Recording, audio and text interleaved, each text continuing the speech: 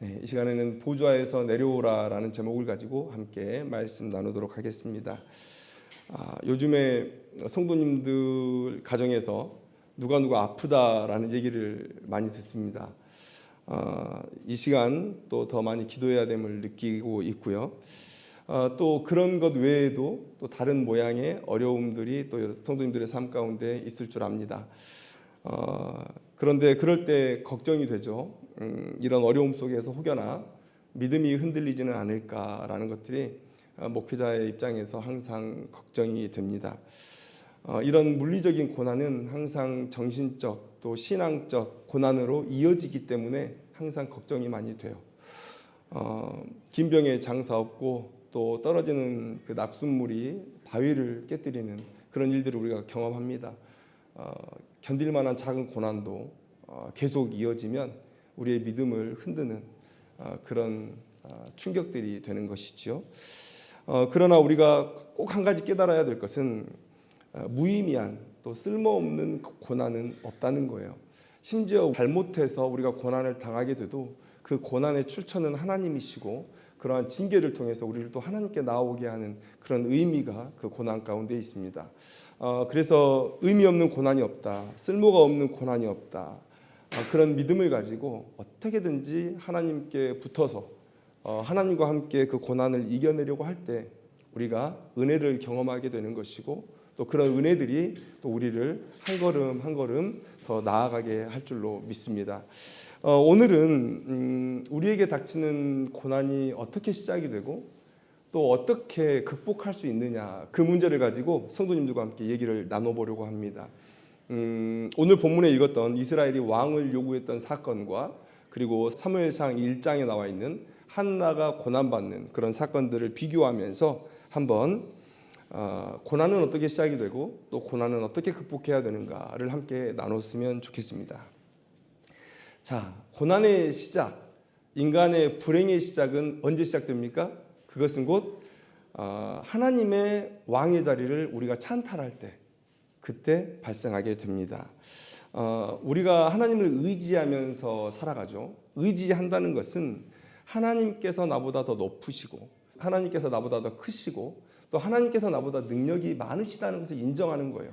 그래서 하나님께 의지하면서 살아갑니다. 성경은 더 나아가서 하나님을 왕으로 모시고 그분의 통치 아래에 거하라고 우리에게 얘기하고 있습니다. 여러분 한번 에덴 동산을 기억해 보셨으면 좋겠는데요. 그때 하나님의 통치를 온전히 받아들였던 아담과 하와의 삶이 가장 조화롭고 평온했고 복됐다는 것 우리가 다 알고 있습니다. 하나님은 창조의 시작부터 자기 백성들의 왕이 되기를 원하셨어요. 이기적이셔서 그렇습니까? 아니요, 그렇지 않습니다. 그 이유는 하나님께서 우리의 왕이 되실 때 하나님의 하나님 되심을 가장 잘 드러낼 수 있기 때문에 그렇고요. 또 두 번째는 하나님께서 왕이 되시는 것 그리고 그분이 우리를 통치하시는 것이 피조물들에게는 가장 큰 기쁨이요 또 영광이 될 것이기 때문에 그리 하셨던 거예요. 그러니까 하나님께서 왕으로 인정되기를 원하셨던 그 모습조차도 우리를 위함이었다라는 것을 우리가 꼭 기억해야 합니다. 그래서 인간의 불행이 어디서 시작하느냐? 바로 인간이 하나님의 보좌에 앉으려고 할 때 그러는 거예요. 이 싸움은 계속됩니다. 우리의 인생에서 계속돼요. 왜냐하면 아담이 이미 그 싸움을 시작했기 때문에 그렇습니다. 아담과 하와가 몰락했는데 그것을 깨우친 잠언 기자가 이렇게 아담과 하와의 몰락에 대해서 설명해 주고 있어요. 잠언서 16장 18절에 교만은 패망의 선봉이요 거만한 마음은 넘어짐의 앞잡이다. 여러분 아담과 하와의 죄의 본질이 뭐냐? 그것은 그들이 하나님을 제껴두고 자신들이 왕의 자리에 앉으려고 했다는 거예요. 하나님께서 선악을 알게 하는 나무의 열매를 먹지 말라라고 그들에게 금지 조항을 주셨습니다. 여러분 왕은 금지 조항이 없어요. 모든 걸 다 해도 되는 존재입니다. 하나님은 금지가 없어요. 그런데 인간을 사랑하시기 때문에 모든 걸 다 열어두셨지만 딱 금지 조항 하나를 주신 게 그거예요. 그건 뭡니까? 선악을 알게 하는 나무, 하나님께서 만드신 선악을 알게 하는 그 나무가 어떤 신비한 영향을 만들어내기 때문에 그런 게 아니에요. 그건 이런 의미가 있습니다. 너희에게는 금지 조항이 있다. 그것은 너희와 내가 근본적으로 다르다는 것을 말해주고 있는 것이다. 너희들이 이 나라의 왕이 될 수 없다는 것을 내가 이 나무의 열매를 먹지 말라는 이 금지 조항을 통해서 알려주는 것이다 라는 거예요. 이게 하나님께서 선악을 알게 하는 나무를 동산 중앙에 두신 이유입니다. 가장 잘 보이는 동산 중앙에 너희는 나와 본질적으로 다르다. 너희들은 왕이 될 수 없다. 너희들이 나를 왕으로 섬길 때 너희들이 가장 복되고 이 에덴의 기쁨을, 에덴의 평온을, 에덴의 행복을 너희들이 계속해서 간직할 수 있다라고 말씀하신 거예요. 그런데 아담이 이미 그 선을 넘어버렸죠. 하나님처럼 되길 원했어요. 선악은 하나님만이 구별하실 수 있습니다. 물론 우리가 하나님의 형상을 덧입어서 창조되었기 때문에 우리도 선악에 대한 어느 정도의 개념이 있을 수 있어요. 그러나 하나님만이 그 선악의 판단자이십니다. 자, 동성애. 지금은 인권을 얘기하면서 동성애도 받아줘야 된다라고 얘기하죠. 그러나 우리는 동성애자를 사랑하고 그들에게 복음을 전할 마음을 품고 교회 문을 활짝 열었지만, 그러나 당신이 하고 있는 동성애는 이 말씀에 비추어 죄입니다라고 우리는 말해요. 그러니까 이 선악의 판단 기준은 하나님만이 하실 수 있고, 우리가 할 수 있는 이유는 바로 하나님의 말씀을 우리가 가지고 있기 때문에 그래요. 이 범위 안에서 우리는 선악을 판단할 수 있다. 그런데 지금 아담과 하와가 그 판단자의 자리에 올라서려고 한 거예요. 이 첫 출발이, 하나님의 보좌에 앉겠다고 하는 이 첫 출발이 인간의 죄의 시작이었고, 그리고 그 이후의 모든 인간의 삶은 이 싸움의 연속이에요. 누가 과연 내 마음의 왕좌에 앉을 것이냐, 나냐 아니면 하나님이시냐, 이 싸움이 계속되는 거예요. 오늘 본문을 보면 이스라엘 백성들은 다른 나라들처럼 왕을 요구했죠. 이 이야기는 다들 아시는 이야기이기 때문에 길게 말씀드리지 않겠습니다. 이 이스라엘 백성들은 지금 사무엘의 아들들을 보면서 이거 위험한데? 라고 얘기를 하는 거예요. 그런데 그 위험하다고 느끼는 근거는 뭐냐면 바로 사무엘 직전에 제사장이었던 엘리, 그리고 엘리의 아들들이 이런 죄를 지었거든요. 악하게. 그런데 사무엘의 아들들을 보니까 그 엘리의 아들들 홈리와 비느하스와 별로 다를 게 없는 거예요. 그러면 우리가 똑같이 영적인 침체기에 들어가겠구나라고 생각한 거예요. 그래서 안 되겠다. 엘리와 홈리와 비느하스가 제사장이었죠. 얘네들 보니까 제사장으로도 안 돼. 그런데 사무엘은 하나님의 사사였단 말이에요. 그런데 사사로도 안 돼. 그러니까 이제 왕을 세워보자. 이렇게 된 거예요. 이는 공식적인 왕위의 찬탈이죠. 여러분, 사사는 영어로 저지라고 하죠. 재판하는 사람들이에요. 사사가 재판할 수 있는 이유는 아까 말씀드렸죠. 하나님께서 선악을 판단하시는데 그 판단을 누구를 통해서 하시냐면 사사들을 통해서 하시기 때문이에요. 그래서 재판은 하나님이 하시는 거예요. 그러니까 사무엘이 그 말을 듣고 이스라엘은 하나님이 통치하는 나라인데 니들이 왕을 세우겠다고 이 말에 거부 반응을 나타냈죠. 그런데 하나님께서 백성들이 한 말을 다 들어줘라 이렇게 얘기하세요. 근데 이게 하나님의 인정하심이었을까요? 아니요. 그렇지 않습니다. 하나님은 그 이후에 3번에 걸쳐서 지금 이것이 이스라엘의 악이라는 것을 말씀해주고 계세요. 7절 바로 뒤에 뭐라고 얘기하냐면 이는 그들이 너를 버림이 아니요 나를 버려 자기들의 왕이 되지 못하게 함이니라 이렇게 얘기하고 있어요. 이 말을 들을 때 돌이켰어야죠. 그다음 두 번째 경고가 따라붙습니다. 사무엘이 하나님에게서 왕의 제도를 받아서 이스라엘 백성들에게 설명해 주는데 10절에서 17절까지 나와요. 근데 그게 전부 다 경고예요. 왕이 이렇게 너희들을 압제할 거다라는 경고예요. 그러면 멈췄어야죠. 또 세 번째는 뭡니까? 18절 말씀 한번 보시죠. 그날에 너희는 너희가 택한 왕으로 말미암아 부르짖되 그날에 여호와께서 너희에게 응답하지 아니하시리라. 너희들 지금 왕 세우려고 하지 너희들 왕 때문에 반드시 어려움을 당할 텐데 그때 너희들이 그 왕의 문제로 내게 기도할 때 난 너희들 들어주지 않을 거야 라고 얘기하는 거예요. 그러면 하나님께서 백성의 왕에 대한 요구를 허락하신 겁니까? 안 한 겁니까? 안 하신 거죠. 안 했으면 좋겠다고 하시는 거죠. 그런데 이스라엘 백성들의 요구가 물러설 것 같지 않은 거예요. 그래서 하나님께서 그냥 뒤로 물러나신 겁니다. 그들이 하나님을 버렸다고 얘기하고 있어요. 하나님의 왕위를 찬탈하는 거예요. 그때부터 이스라엘의 불행이 본격적으로 시작됩니다. 여러분, 사사기의 이야기를 우리는 이렇게 얘기해요. 우하향의 이야기다. 시간이 우측으로 쭉 가죠. 그래프를 보면 시간의 그래프, 그 다음에 이스라엘의 어떤 축복된 삶에 대한 그래프, 영성에 대한 그래프를 Y축으로 놓는다면 우측으로 갈수록 시간이 지날수록 점점 바닥을 쳐가요. 영성도 추락하고 그래서 그들의 삶은 하나님의 저주로, 징계로 말미암아서 점점 바닥을 치는 쪽으로 내려가요. 그래서 사사기의 이야기는 우리가 우하향의 이야기다라고 얘기할 수 있어요. 마지막에는 어떤 모습입니까? 하나님께서 보내셨는데도 그들의 사명을 온전히 감당하지 못하는 사사들이 등장합니다. 또 레위인들은 자기 사명을 잊고 돈을 쫓아가요. 또 백성들은 자기의 소견에 옳은 대로 행하고, 이렇게 사사기의 끝으로 나아갈수록 그런 모습으로 끝이 나요.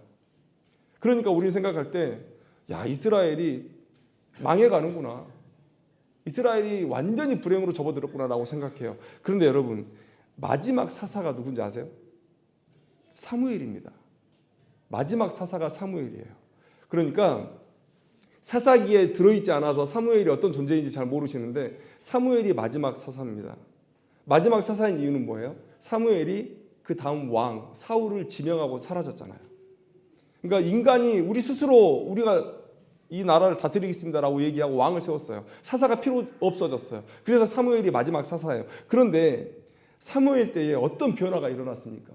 사사기만 읽으면, 야, 이거 이스라엘 망했는데, 하나님의 통치 이거 별 볼 일 없는데, 하나님의 통치에 맡겨놨다가 우리 망하겠는데, 이렇게 생각할 수 있어요. 그런데 마지막 사사 사무엘이 들어서면서 얘기가 완전히 급반전을 맞이합니다. 어떻습니까?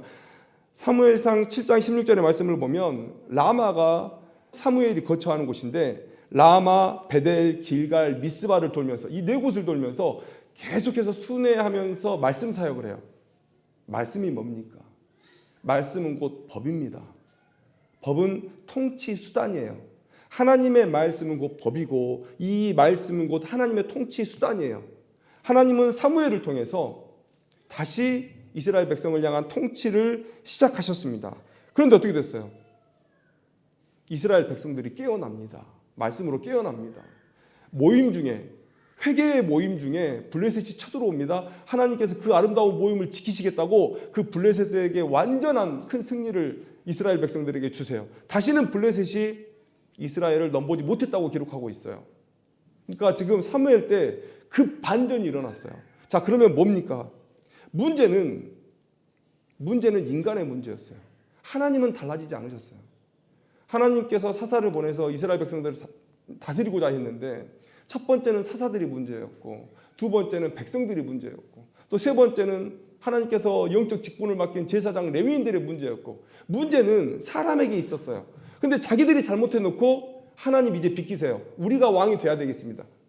그들이 고난 중에 불행 중에 선택한 게 하나님에 대한 왕위 찬탈이었어요. 그런데 하나님은 이미 회복의 가능성을 보여주고 계셨죠. 그들이 망친 이스라엘이라는 나라, 그 나라를 하나님의 말씀에 붙들린 사무엘이라는 사람을 매우 특별한 방법으로 세웠습니다. 사무엘이 나기 전부터 한나의 뱃속에서 그를 나시린으로 택정하시고, 그 어린 나이에 성전에 집어넣으시고 말씀으로 경건으로 무장시키셔서 그렇게 이스라엘을 회복시키셨어요. 그렇게 초월적인 은혜로 이스라엘을 회복시키셨어요. 하나님이 하셨어요. 그러면 하나님의 통치에 맡겨야 됩니까? 안 맡겨야 됩니까? 문제는 인간에게 있었어요. 오히려 그런 상황이라면 하나님 우리를 다스려 주세요라고 하나님께 올려드렸어야죠. 우리가 더 말씀에 순종하겠습니다. 하나님의 말씀에 순종하겠습니다. 그렇게 나섰어야죠. 그런데 하나님 이제 비키세요. 하나님 이제 내려오세요. 우리가 하는 게 더 낫겠어요. 그래서 그들이 하는 게 더 나아졌습니까? 그렇지 않았어요. 그렇게 그들의 불행은 시작됐습니다. 악한 왕들이 들어서기 시작했어요. 북이스라엘은 겨우 330년을 비참하게 존속하다가 망했습니다. 아수르라는 나라에 멸망당했는데 혼혈 정책을 쓰고 자기의 모든 식민지에 이 백성을 흩어버리는 바람에 이 북이스라엘의 정체성이 사라졌어요. 그런 비참한 최후를 맞이합니다. 그리고 그로부터 120년 뒤에 남유다가 멸망해요. 하나님께서 예수 그리스도, 그 예수 그리스도를 나게 할 계획이 없으셨다면 남유다도 별반 다를 바 없는 마지막을, 최후를 맞이했을 거예요. 그러나 하나님께서 그 남유다를 통해서 다윗의 그 집을 통해서 예수 그리스도를 나게 하시고 온 인류를 향한 구원의 계획을 이끌어 가셨어야 됐기 때문에 남유다에게 긍휼을 베푸셔서 살려주신 거예요. 그러나 그들도 멸망했죠. 그리고 그 나라는 이제 누가 통치합니까? 그렇게 중간기의 역사가 끝나고 예수님 시대에 딱 오니까 누가 왕이에요? 헤롯이 왕이에요. 여러분, 이건 정말 비참한 일입니다. 비참한 일이에요. 선민의식에 가득 사로잡혀 있었던 그들이 하나님을 왕위에서 끌어내리고 인간을 왕으로 세운 이후에 결국 예수님 시대에 무슨 일이 벌어집니까? 에돔 사람이 왕이 돼요. 그들이 항상 에돔에 대해서는 우위를 가지고 있었거든요. 근데 이 에돔의 헤롯이 로마를 등에 업고 이스라엘의 왕위로 올라서요. 그 비참한 꼴을 지금 이스라엘 백성들이 당하고 있는 거예요. 그들의 불행의 시작은 뭡니까? 사사의 역사였다면 하나님께서 책임을 지시죠. 사무엘과 같은 그런 영향력 있는 사사들을 세우셔서 그 이스라엘을 다시 회복시키고 하실 거예요. 물론 가슴 아프게 하나님께서 채찍을 들어야 될 때도 있으셨겠지만 그러나 하나님께서 그들을 살리셨을 거예요. 그런데 하나님을 왕위에서 끌어내리고 인간의 왕위에 올라선 뒤에 그들의 비참함을 보라는 얘기예요. 여러분, 왜 예수의 이야기가 복음입니까? 물론 예수님께서 우리를 구원하러 오셨으니까 복음이죠. 그런데 다른 관점에서 한번 이게 왜 복음인지를 봐야 돼요. 내 마음의 보좌에 하나님이 앉아 계실 때 우리는 복되다고 말씀드렸어요. 여러분, 예수님이 오실 때 이두메 사람 헤롯이 왕이었죠. 그런데 예수님에 대한 마태의 소개를 한번 들어보세요. 마태복음 2장 2절 말씀에 유대인의 왕으로 나신 이가 어디 계시뇨? 유대인의 왕으로 나시니. 하나님께서 빼앗겼던 왕위를 이제 다시 찾으시는 거예요. 너희들 멋대로 살아보니 되더냐? 예수가 다시 왕으로 오세요. 마태복음 27장 37절에 이는 유대인의 왕 예수라 썼더라. 예수님의 십자가 위에 명패가 붙는데 유대인의 왕 예수. 수미 쌍관이죠. 마태는 지금 예수 그리스도의 왕 되심을 선포하고 있는 거예요. 예수님이 우리의 왕이 되신다는 거예요. 하나님이 과거에 통치하셨을 때 이스라엘 백성들이 복됐고 그리고 에덴 동산에서 복됐던 그 역사를 예수를 왕으로 다시금 세우시면서 우리에게 복되게 하시겠다고 지금 얘기하시는 거예요. 그래서 복음이에요. 예수님이 다시 하나님이 다시 우리의 왕의 보좌에 앉겠다는 그런 선언이신 것이죠. 그래서 예수님의 사역 이후에 빌립보서 2장 11절의 말씀을 보면 모든 입으로 예수 그리스도를 주라 시인하게 하셨다. 주는 곧 왕이죠. 이게 복음이죠. 하나님께서 우리가 빼앗았던 그래서 하나님께서 그냥 내어주셨던 그 왕의 자리를 다시 찾으셨다. 이게 우리의 복음이에요. 하나님께서 우리의 왕이 되신다. 이게 복음이에요. 인간이 왕이 된 것이 우리의 고통의 시작이라면 하나님께서 다시 우리에게서 왕권을 빼앗으시고 다시 하나님의 위엄을 드러내신 이때야말로 인간의 행복의 시작이죠. 그러면 여러분, 우리가 왜 고통을 당합니까? 하나님의 왕위를 우리가 빼앗으니까 고통을 당하는 거예요. 하나님의 왕위를 빼앗았다는 것은 하나님의 통치를 따르지 않는다는 거예요. 말씀대로 살지 않는다는 거예요. 쾌락을 쫓아, 나의 탐욕을 쫓아 그 쾌락과 탐욕이 마음껏 내 마음속에서 내 삶 속에서 판치도록 내버려 두니까 그래서 우리가 망해가는 거예요. 내가 왕이 된 세상에 살고 있으니 여러분, 우리가 무슨 능력이 있습니까? 인간이 무슨 능력이 있습니까? 아무 능력이 없어요. 하나님께서 걷어가시면 우리가 쌓은 이 모든 것이 하루면 다 사라지는 것들이에요. 그렇게 열심히 일하다가 병원에 가서 당신 안 좋습니다라는 얘기 들어봐요. 무너져 내립니다. 그게 우리 인간이에요. 하나님을 왕으로 다시 모실 때 여러분, 우리가 다시 복될 수 있어요. 복음서는 그걸 얘기하고 있습니다. 그게 우리의 복음이라고 말씀하고 있어요. 여러분, 우리의 삶이 힘들 수 있어요.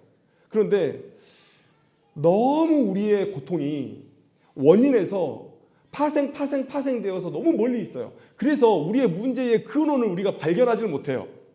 그런데 한번 골방에 들어가서 여러분들의 문제를 내려놓고 계속 묵상하고 곱씹어 보세요. 그리고 근원을 따라 올라가 보세요. 아마 그 근원 끝에 여러분들의 쾌락, 여러분들의 탐욕이 자리하고 있을 겁니다.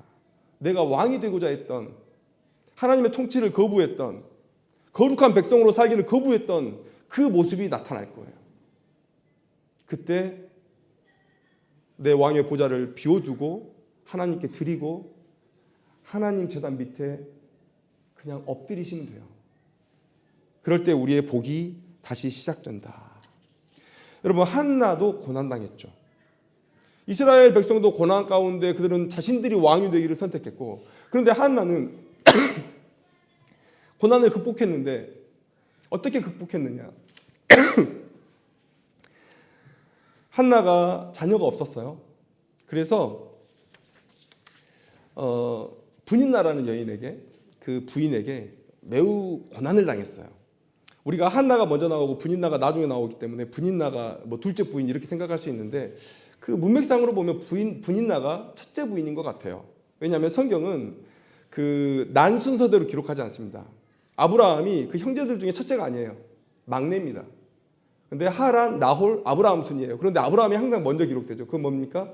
그 믿음의 대표격으로 앞에 세우는 거예요. 그러니까 한나를 분인나 앞에 세우는 건 한나가 믿음의 대표격이기 때문에 그런 것이지 분인나보다 먼저 된 아내여서 그런 게 아니에요. 그리고 분인나는 이미 자녀가 있죠. 근데 한나는 아직 자녀가 없고, 뭐 여러 가지 정황상으로 보면 분인나가 첫째 부인이에요. 그러면 분인나가 가하는 그런 소름이 얼마나 클지 우리가 상상이 되죠. 한나가 첫째 부인이라면 그렇게 뭐 힘들지 않을 수 있어요. 그런데 한나가 나중에 들어온 둘째 부인이면 힘들 수 있습니다. 분인나가 낳은 자식들도 핍박할 것이고 분인나도 핍박할 것이고, 그래서 심히 핍박했다고 기록하고 있어요. 그런데 뭐 엘가나가 내가 열 아들보다 낫지 아니하냐 이런 말 해도 위로가 안 됩니다. 위로가 안 돼요. 그런데 한나의 또 그 고난이 그렇게 이제 근데 오늘 한나가 고난당하는 것이 누구로 인함입니까? 하나님께서 명백하게 말씀해주고 계세요. 여호와께서 그에게 임신하지 못하게 하시니 이렇게 얘기하고 있습니다. 그러니까 하나님께서 임신하지 못하게 하신 거예요. 왜 그렇습니까? 하나님은 지금 때를 기다리고 계시죠. 홈리와 비느하스를 대신할 때를 지금 기다리고 계신 거예요. 그래서 지금 자녀를 안 주시겠다는 게 아니라 지금 때를 기다리고 계신다. 그런데 한나가 어떻게 그 고난 가운데 그 시간을 버텨냅니까? 믿음 안에서 버텨냅니까? 기도로 버텨내요. 기도로. 근데 여러분, 우리가 기도가 도대체 어떤 행위인지 우리가 그걸 알 필요가 있어요. 기도가 뭐냐, 여러분? 그냥 우리의 요구사항을 막연하게 던지는 것이 기도냐? 여러분, 아니에요. 기도는 응답의 여부와 상관없이 의미가 있습니다. 왜 그렇습니까? 기도의 행위 그 자체가 하나님을 왕으로 인정하는 행위예요. 하나님을 내 보좌의 가장 높은 곳에 모셔드리는 행위예요. 그래서 하나님을 의지하는 거죠. 하나님께서 나보다 능력이 있으시니까, 하나님께서 나보다 높으시니까, 하나님께서 나보다 위대하시니까 우리는 하나님을 의지하는 거예요. 내가 하나님 앞에 의지하며 나아가는 이 기도를 드린다는 것은 하나님을 왕의 자리에 모시는 가장 명확한 표현인 거죠. 그러니까 한나가 계속해서 기도합니다. 오늘 본문을 보면 성소에 올라가서 기도 한 번 한 거 이것만 언급되어 있어요. 그런데 여러분, 한나가 기도 한 번만 했을까요? 몇 가지 증거가 있어요. 고난을 계속 당했는데 한나가 무슨 힘으로 그 시간을 견뎠겠으며, 두 번째는 여러분, 기도도 훈련입니다. 그런데 성소에 올라가서 오래 기도했다고 기록하고 있어요. 기도 처음 한 사람이 1시간, 2시간, 3시간씩 기도 못합니다. 할 말도 생각 안 나고. 그런데 기도가 훈련이 된 거예요. 그냥 기도의 사람이었던 거예요, 한나는. 그러면 하나님께서 어떤 시간을 기다리고 있었냐? 여러분, 아까 얘기했죠. 한나의 뱃속에 있는 그 자녀 그 자녀를 미리 택정하시고 초월적인 은혜로 인해서 이스라엘을 다시금 하나님께로 돌리셨다고. 그러니까 지금 하나님은 한나의 기도가 나오기를 기다리고 계신 거예요. 어떤 기도요? 자기의 자녀를 하나님 앞에 나실인으로 바치는 그 기도가 나올 때까지 기다리고 계신 거예요. 그리고 성소에서 내게 아들을 주시면 제가 하나님 앞에 바치겠습니다라고 기도가 나왔을 때 그때에 그 다음의 역사가 진행이 되고 있는 겁니다. 여러분, 기도의 핵심은 우리는 응답이라고 얘기해요. 아니, 내가 말한 대로 들어주셔야 그게 의미가 있는 기도지. 그런데 여러분, 한나는 한동안 자신이 원하는 기도의 응답을 받지 못했어요. 그리고 응답을 받았는데 다시 하나님께 드리는 기도예요. 아들. 그런데 이스라엘은 단번에 자신들의 요구가 관철되어졌습니다. 왕을 달라는 요구가 관철되어졌습니다. 그러면 이스라엘 백성들이 왕을 달라고 했던 그 기도가 의미 있는 기도이냐? 한나의 기도는 의미가 없었던 기도이냐? 그렇지 않죠. 이스라엘이 왕을 달라는 그 요구는 명백하게 하나님의 뜻에 반하는 악한 기도였어요. 그런데 한나의 기도는 지금 응답은 없지만 하나님의 구원의 계획 안에 있었던 기도였다는 것이죠. 응답은 없지만. 응답의 여부가 중요한 사람들은 그래서 기도를 오래 못해요. 내 생각이 하나님의 뜻과 정확히 일치한다면 응답받는 삶이 계속되겠죠. 그런데 믿음이 연약하고 어린 사람들은 내 뜻과 하나님의 뜻을 일치시키는 일이 힘들어요. 그러니까 기도의 자리에 가면 하나님께서 계속 말씀하시는 거죠. 내가 너에게 너의 계획이 아닌 나의 계획을 가지고 있어. 내가 너에게 이걸 주고 싶지만 너는 지금 다른 걸 요구하는구나. 자꾸 얘기를 하는 거예요. 한나도 처음에는 그랬겠죠. 왜 기도의 응답이 안 될까? 왜 기도의 응답이 안 될까? 근데 하나님께서 기다리셨어요. 언제까지 기다리셨습니까? 한나가 자기 아들을 아버지께 바칠 때까지. 하나님, 제 아들을 주시면 바칠게요. 이건 거래가 아니에요. 자꾸 이걸 거래로 판단한단 말이에요. 야, 이 정도는 드려야 응답을 해주지. 이 정도는 네가 희생을 해야 하나님께서 주시지. 이건 거래가 아니란 말이에요. 하나님께서 한나를 준비하고 계신 거예요. 그러면 한나는 그래도 포기하지 않고 이 정도 기도해서 응답 안 되고 이 정도 소름 겪었으면 돌아섰으면 돼요. 아씨, 안 되나 보다. 하나님이 내 기도 안 들어주시나 보다. 돌아서면 돼요. 근데 안 돌아섭니다. 왜요? 하나님이 왕이 되시니까. 내 보좌에 하나님이 앉아 계시니까. 하나님만이 내 의지고 하나님만이 나의 삶의 해결에 능력이 있으시니까 다른 데를 어떻게 봅니까? 죽기 살기로 하나님을 보는 거예요. 그래서 기도하는 거예요. 기도가 그런 겁니다. 그러니까 한나는 지금 당장 눈에 보이는 응답이 없었지만 계속해서 하나님께 빚어지고 있는 과정이었고 응답받고 있는 과정이었어요. 그게 눈에 안 보일 뿐. 그런데 이스라엘 백성들은 왕을 요구했지만 단번에 그게 관철됐지만 그건 응답이 아니죠. 하나님의 버림이죠. 니들 멋대로 해봐. 이런 착각을 우리가 하고 살면 안 된다는 거예요. 기도의 핵심은 응답의 여부가 아닙니다. 내게 선한 것을 주실 하나님이심을 믿고 하나님을 왕의 보좌에 앉혀드리고 하나님만을 의지하는 삶의 태도, 이게 기도예요. 한나의 기도는 자신이 원하는 때에 원하는 모양으로 응답 안 됐어요. 응답 안 됐습니다. 그런데 그렇게 하나님의 뜻에 자신의 뜻을 맞춰 나가면서 그렇게 눈에 보이지 않는 응답 속에서 한나는 아들을 낳을 수가 있었던 거예요. 그리고 그 아들이 무너져가는 이스라엘의 영성을 다시 세우고 하나님의 통치를 이스라엘 가운데 다시 선포하는 거예요. 여러분, 기도를 10시간 하면 뭐합니까? 자꾸 하나님 앞에 나와가지고 하나님 이거예요? 하나님 이거예요? 지금이에요? 이걸 얘기하면 이건 기도 아닙니다. 이거 기도 아니에요. 이거 누가 왕이에요? 하나님을 종으로 부리는 거잖아요. 이건 기도가 아니에요. 이런 기도도, 이런 땡깡도 믿음이 연약할 때, 어릴 때, 철없을 때나 드리는 거지. 이걸 30년, 40년 동안 하고 있으면 어떻게 됩니까?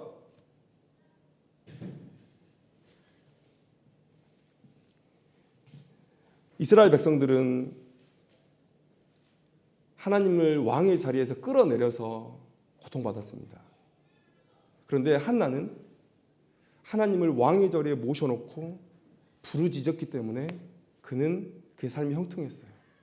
하나님께서 그 아들을 데려가시고 그 위에 한나에게 자녀를 주셨는데 아들 셋과 딸 둘을 더하셨어요. 이건 너희들도 똑같이 그렇게 될 거야. 여러분 이렇게 받아들이지 마세요. 내가 하나님 앞에 일을 드리면 하나님은 나에게 오를 주시는 분이야. 이렇게 거래하지 마세요. 이런 의미가 아니고 하나님께서 우리의 삶을 격려하시는 거예요. 격려하시는 거다. 응답을 제한하지 않았으면 좋겠어요. 내게 좋은 걸 하나님이 더 잘 아세요. 예. 여러분들의 요구사항이 있으면 아뢰는 것 괜찮습니다. 그러나 그게 최선이라고 생각하지 마세요. 여러분, 우리가 고난을 당합니다. 죄송합니다.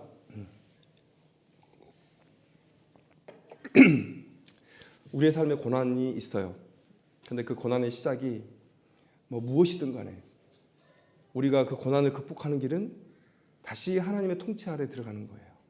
하나님만을 온전히 내 삶에 남겨놓는 거예요. 여러분, 그래야 우리가 삽니다. 하나님을 왕으로 모시는 삶, 여러분 그 목표 하나를 붙들고 산다면 언약에 신실하신 그 하나님께서 반드시 여러분들을 지키십니다. 반드시.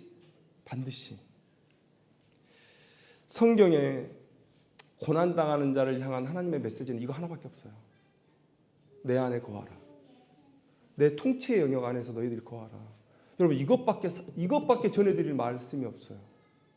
여러분 세상 속에 나아가서 여러분들이 믿는 사람이라고 얘기하면 멸시당하죠. 모욕당하죠. 전 요즘에 힘든 것이 불신자들이 저를 공격하는 게 힘들지 않아요. 아니 불신자들은 공격도 안 합니다. 그런데 우리들이 스스로 무너져가는 그 모습이 너무 화가 나는 거예요. 어제 어떤 글을 읽는데 주유소 사장님이 글을 올려놨어요. 목사님이 오셔가지고 기름을 넣어달라고 해서 넣어줬어요. 나중에 후불로 준다 그래서. 근데 며칠이 지나도 돈을 입금을 안 해주신다는 거예요. 그래서 전화를 했어요. 해주겠다 말만 하고 안 해줘요. 언제 해주실 거예요? 물어봐도 안 해줘요. 근데 짜증을 내요. 그러다가 장사하는 사람이니까 돈 입금해달라고. 그랬더니 2만 원을 입금을 해주더래요. 2만 원을. 그래서 10,000원 언제 입금해 주실 거냐라고 했더니 이제 뭐 지옥에 나가라, 네가 목사에게 이런 얘기. 그러니까 요즘에 제가 힘든 건 이런 부분들이에요. 이런 부분들. 그런데 여러분, 우리 모두가 다 그러한 모습들을 보면서 그게 우리의 고난이라고 생각할 거예요. 한국 교회가 처한 현실, 우리가 목회자를 제대로 세우지 못했고 성도들을 제대로 세우지 못했어요. 그래서 우리가 지금 이런 고난을 당하고 있는 거예요. 밖에 나가서 우리가 예수 믿는다는 말도 못하고 그렇게 살아갑니다. 그런데 여러분, 하나님만이 살아계시고 결국 마지막이 옵니다. 여러분들이 고난 가운데 있어도 이 힘든 시간들을 견뎌낼 수 있는 힘은 결국 내가 보좌에서 내려오고 하나님이 올라가는 방법밖에 없다. 여러분, 보좌에서 내려와라. 하나님께서 오늘 그 말씀을 우리에게 주고 계신 거예요. 여러분들이 이 말씀을 붙들고 살면 하나님께서 반드시 여러분들의 삶을 형통하게, 선하게 인도해 주실 줄 믿습니다. 기도하겠습니다.